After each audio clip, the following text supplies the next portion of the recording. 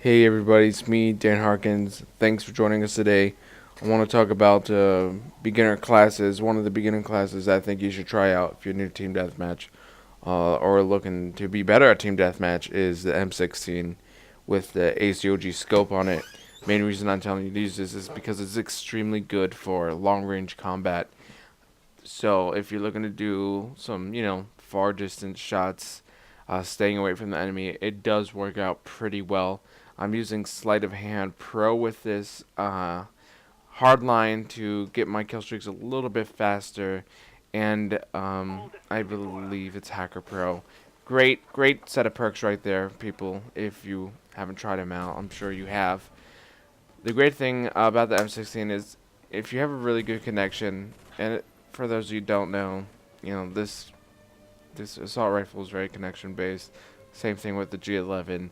Um, if you're not pulling at least 4 bars or say 3, you're gonna get a lot of inconsistent shots here, and that can cause quite some frustration. So usually when I use this gun, I like to make sure at least I'm on 4 or 3. Sometimes I don't even know it's a 3. I just try to keep it at 4, and that's if you want to get the consistent one hit bursts. You're gonna definitely get that right here. I use my hacker. I can see the jammer's been placed down. I see that guy there, and take him out. This gun's really great. So I know I stress this a lot, but it's a really great weapon for long range.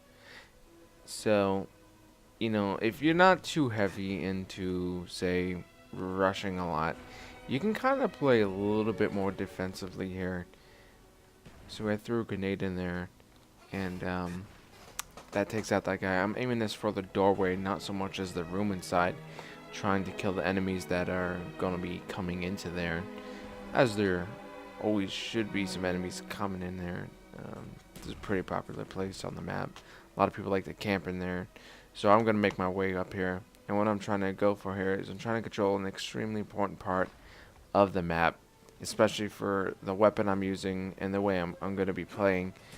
Some people may say this is camping, but securing the location, watching everyone's back, and going back and forth, I don't really constitute as camping, as it is, I guess, say securing position and being a better player, which is why you're watching this, because you want to be a better player. So this catwalk right here, it gives you great sight lines on the map. You can pretty much see all the important places people are going to be running through, and that is good for you because you're going to be seeing enemies, but it also makes you a pretty big target. Anyone that spawns by the silos over there should have no problem seeing you, but I got the M16 ACOGs, so I'm also have no problem seeing them and picking them off. Right here, I get greedy. Big mistake. What I should have done is I should have checked my back. Like I've told you guys before, always check your back here and there, just to make sure people aren't coming up behind you and, end up killing you like I did here. And then I make another mistake here. When I was playing this, I thought I had Hardline Pro on, but I don't. I have Sleight of Hand. And I go up, I was like, that flinch isn't probably going to kill me. I'll probably take this guy out.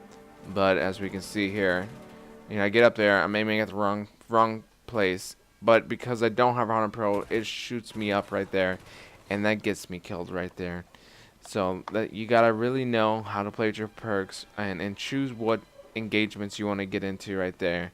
I mean, even if I did have Hardline Pro, there's probably like maybe a 10% chance I might have survived that. That guy had me pinned down, and I was in a really bad situation there. So we're looking around here. I got my dogs going out, I got my woofies, as I like to call them, going out biting people, chewing them up. And right here, I'm going to come upon 2 enemies here in the window. And I found this interesting because when I was playing this, I was like, what is that guy doing? Why is he staying in the corner, waiting? Was he AFK? And I like to stress, I don't like to kill people AFK. And I also don't like playing terrible people on an enemy team. But, I can't really choose who I play against. So, whatever. So, it takes me a little time to find out where the hell this guy is. I actually passed him the first time. I was like, where is this guy that I killed? Because I want to know what he was doing. Because what he does is what I want you, not so much as as a player, but as a teammate not to do. So I found him, I back up, and we can see here he's just focusing on that one door. He's putting all his attention in one spot, and he's got a few teammates around him, and the mistake he makes is not observant of what's going on around him. He's just looking at the door. You should also keep in mind there's a door underneath him, and there's a window outside that overlooks where he's sitting. So it's a horrible place to spend a lot of time in, and he's gonna get murdered by me. I already told you, I'm gonna kill him. And what happens is you just look at the green arrow that's on top of him. See how it disappeared? His friend's dead. He doesn't even acknowledge that. He probably didn't even check. He probably wasn't even listening. You want to listen. You want to take a good look at what's going on around you so you can, make better choices there. Because, had he been a little bit more observant, a little bit moving around, checking all, entryways and, what's going on, he might have been able to, at least stop me from killing him by shooting some shots. I probably would have ran away from that engagement, So I'm going around here. So like I said, this is a really great class. If you're looking, if you're looking for that class, you still have some problems. You've been trying things out. This is a very accurate class, so it'll help you raise your accuracy here. And I want to speak a little there. I had a choice. I could have shot, but I didn't take it, mainly because it was so close quarters. Had I shot and missed, he would have killed me. He would have knifed me, and I would have died. So I went the knife route, take him out quickly, no sounds, enemy not going to know I was there, because probably they're just as unobservant as he was. So this class works great for long range encounters.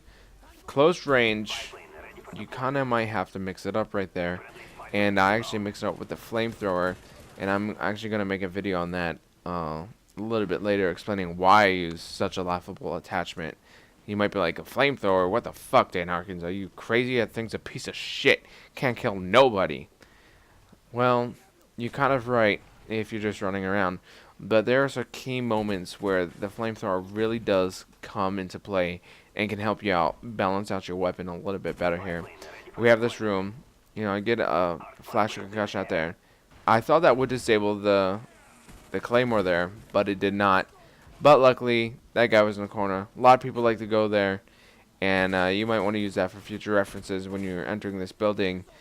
That there's sometimes there might be a guy over there. I mean, usually there's two people to the right in that little mini room that leads to the catwalk. But if you got a really big kill streak going on, nothing's more frustrating than going in the room. You look right, no one's there, and you just get killed by some guy sitting on a table.